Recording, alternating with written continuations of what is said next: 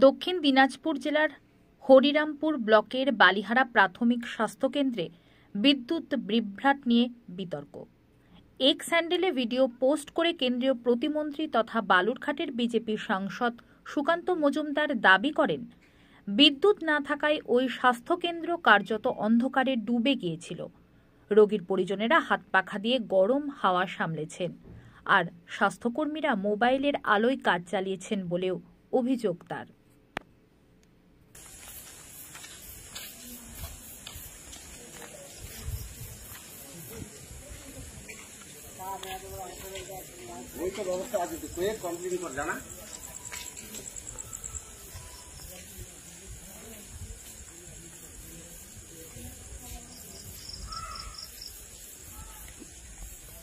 এই আমাদের বালিহারা স্বাস্থ্য কেন্দ্র,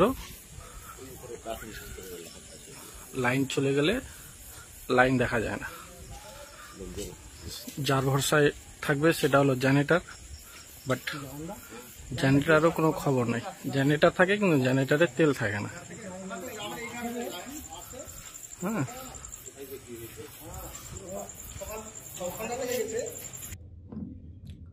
দেখুন, আজকে হরিরামপুর ব্লকের বালিহারাতে যে দৃশ্যটা আপনারা দেখেছেন, এটা হচ্ছে পশ্চিমবঙ্গের স্বাস্থ্য ব্যবস্থার একটি উজ্জ্বল নিদর্শন। এই উজ্জ্বল নিদর্শন পশ্চিমবঙ্গের বিভিন্ন ব্লকে আছে, বিভিন্ন জায়গায় আছে, এবং যেটা দেখছেন এটা একটা স্যাম্পল টেস্ট, যেখানে রাত্রিবেলা অন্ধকার হয়ে গেলে, লোডশেডিং হয়ে গেলে পুরো অন্ধকার হয়ে যায়। রোগীর আত্মীয়দেরকে টর্চ জেলে বা প্রদীপ জ্বালিয়ে রোগীদেরকে দেখভাল করতে হয়, এবং সেখানে মনে রাখবেন ক্যাবিনেট মিনিস্টার সেখান থেকে এমএলএ।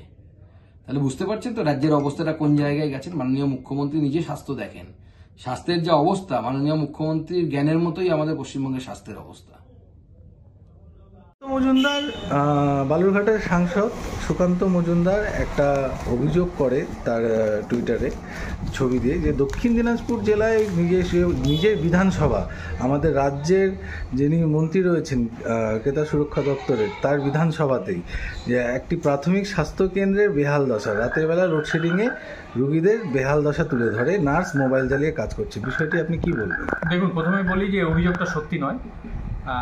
আপনারা জানেন যে ঝড় বৃষ্টি হচ্ছে মাঝে মাঝেই, এবং বিভিন্ন জায়গায় যে সাবসেন্টারগুলো আছে বা 132 কেভি যেখানে আছে, ডিসঅর্ডার হয়ে যাচ্ছে, এবং ইলেকট্রিসিটি বোর্ডের কর্মচারীরা খুব তৎপরতার সঙ্গে সেগুলোকে রিপেয়ার করছে বা করছে। কোথাও 10 মিনিট, কোথাও 5 মিনিট, কোথাও 7 মিনিট, কোথাও আধ ঘন্টা এরকম লোডশেডিং হয়ে যাচ্ছে। কোনো দিন, সব দিনই নয়, সব সময় নয়। যেমন গত কালও বালুরঘাটের একটা অংশে একটা ফিডার একদম কমপ্লিটলি বসে গিয়েছিল। খুব তৎপরতার সঙ্গে 15 মিনিটের মধ্যেই বোর্ডের কর্মচারীরা কাজ করে লাইটের সংযোজন করেছে। কিন্তু এটা স্বাস্থ্যকেন্দ্রের মতন জায়গায় জেনারেটরের আমি একটু বলি, স্বাস্থ্যকেন্দ্রে যে ইয়েগুলো আছে বিভিন্ন, বিশেষ করে রুরাল গ্রামীণ এলাকাগুলোতে যে স্বাস্থ্যকেন্দ্রগুলো রয়েছে, সেখানেও বিদ্যুৎ সংযোগ রয়েছে। কোনো কারণে বিদ্যুৎটা চলে গিয়ে থাকতে পারে। সেই বিদ্যুৎটা অল্প সময়ের মধ্যে এসছে, আমাদের কাছে যেটুকু খবর আছে আধ ঘন্টার মধ্যে এসছে, আধ ঘন্টা বা 35 মিনিটের মধ্যে এসছে। সেই সময় জেনারেটরটা চালা করা উচিত ছিল।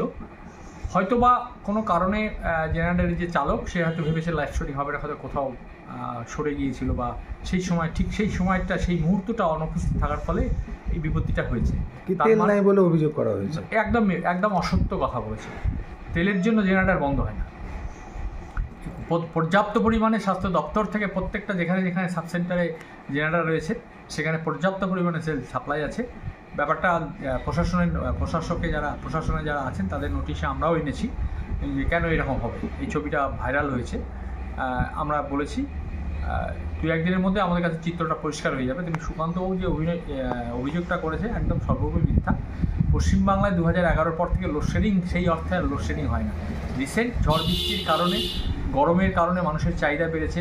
আপনারা দেখেছেন খবরের কাগজে যে মানুষ নিজের থেকে লোডের সেরকম ক্যাপাসিটি না করেই বাড়িয়েছে, যার ফলে বিপত্তিটা হয়েছে। এটা কোনো উদ্দেশ্য প্রণোদিত নয়, হঠাৎ করে হয়েছে। এটা নিয়ে অভিযোগ সত্যি। ধন্যবাদ।